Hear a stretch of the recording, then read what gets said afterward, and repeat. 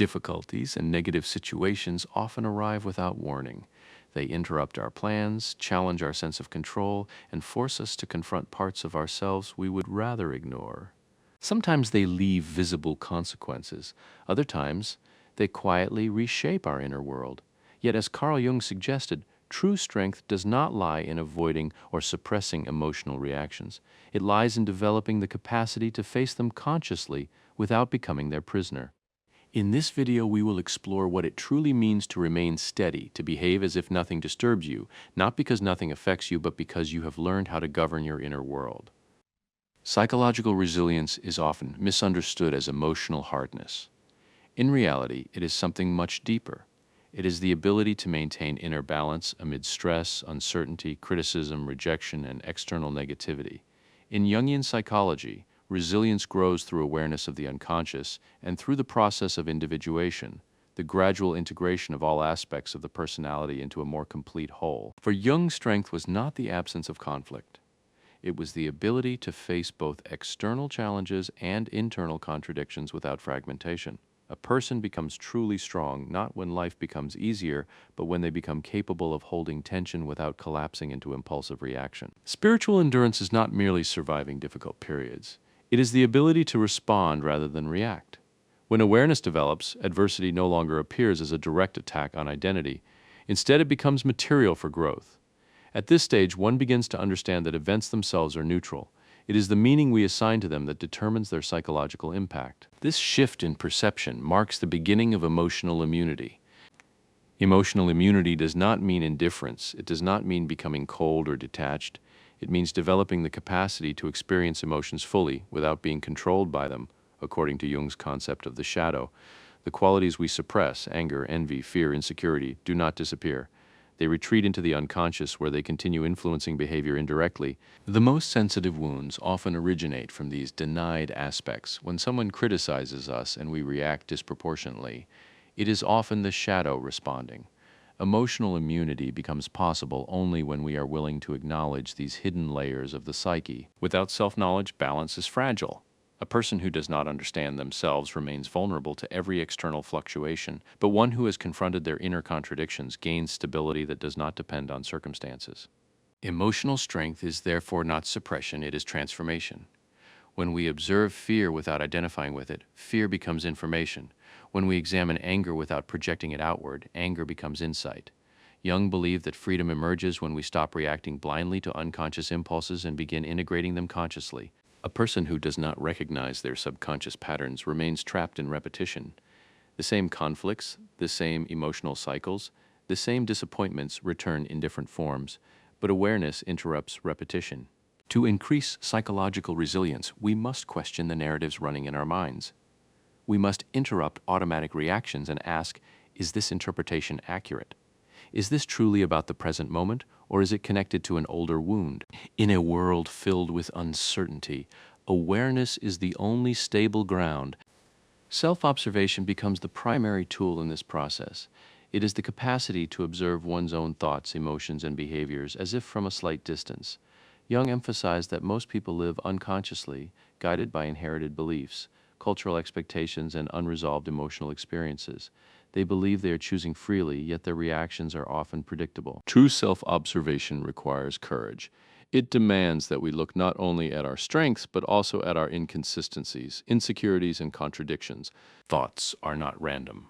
They are shaped by memory, past experiences, unconscious associations, and emotional reflexes. If we never question them, we remain governed by the past. We confuse conditioned responses with authentic identity.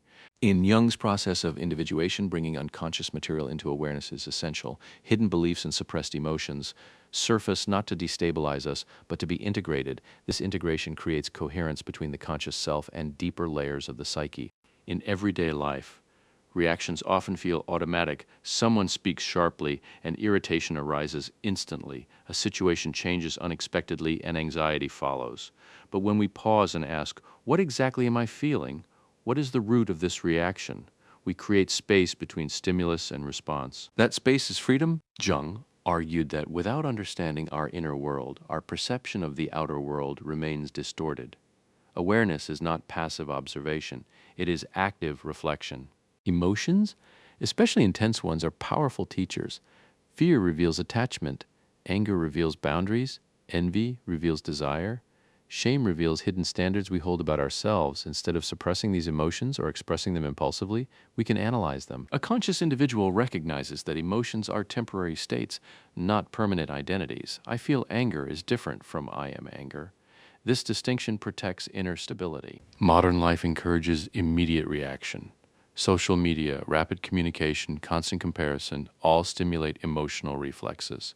Yet psychological maturity requires the opposite, slowing down perception and examining internal processes before responding externally. Jung's model of balance between consciousness and the unconscious reminds us that growth is not purely rational. Intuition, dreams, symbolic experiences, these also carry meaning. When we learn to listen to these subtler signals, decisions become more aligned with our deeper values. The ego, however, often resists this process. For Jung, the ego represents the center of conscious identity. It organizes perception and helps us function in the world. But when the ego becomes rigid, it distorts reality. It defends itself against criticism, fears vulnerability, and interprets neutral situations as personal threats. An uncontrolled ego seeks validation constantly. It clings to being right. It avoids admitting mistakes. Over time, this rigidity creates fragility. True maturity involves recognizing the limits of the ego. Controlling the ego does not mean eliminating it, it means preventing it from dominating perception. When balanced, the ego becomes flexible, it allows growth instead of resisting it. One of the ego's most subtle traps is personalization, the tendency to interpret everything as being about oneself. Yet many events have little to do with us. When we release this habit, emotional tension decreases significantly. Emotions are deeply connected to the shadow. Jung described the shadow as the part of the personality that contains qualities we reject or deny. These qualities are not inherently negative, they are simply unacknowledged. If ignored, the shadow influences behavior indirectly. If integrated, it becomes a source of strength. Managing emotions does not mean diminishing them, it means recognizing their origin and purpose. Repeated emotional patterns signal unresolved inner material. Instead of blaming the external world repeatedly, we can ask, what part of me is seeking attention? Inner strength emerges gradually through this process. It is not loud, it is not dramatic, it does not seek recognition. It is the quiet ability to remain centered when circumstances fluctuate. Many people equate strength with dominance, control, or emotional detachment, but authentic strength is alignment. Alignment between thought, emotion, and action. Reducing the influence of others does not require isolation, it requires internal grounding. When identity is not dependent on approval, external criticism loses its power. Social masks become unnecessary. Creating one's own reality begins with perception.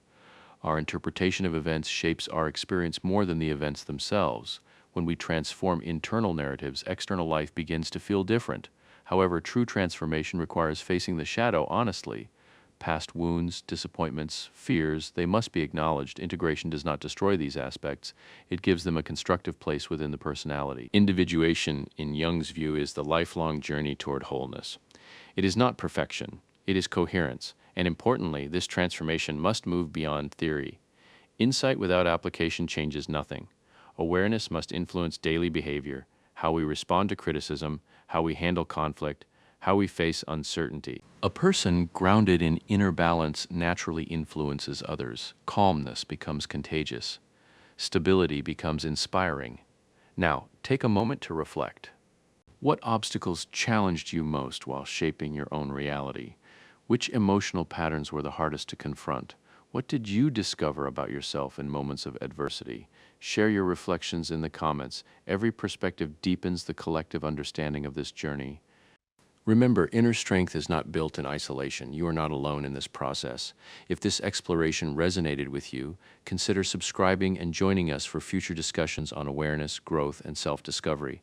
The path toward wholeness begins with one simple act, observing yourself honestly, and from that moment everything begins to change.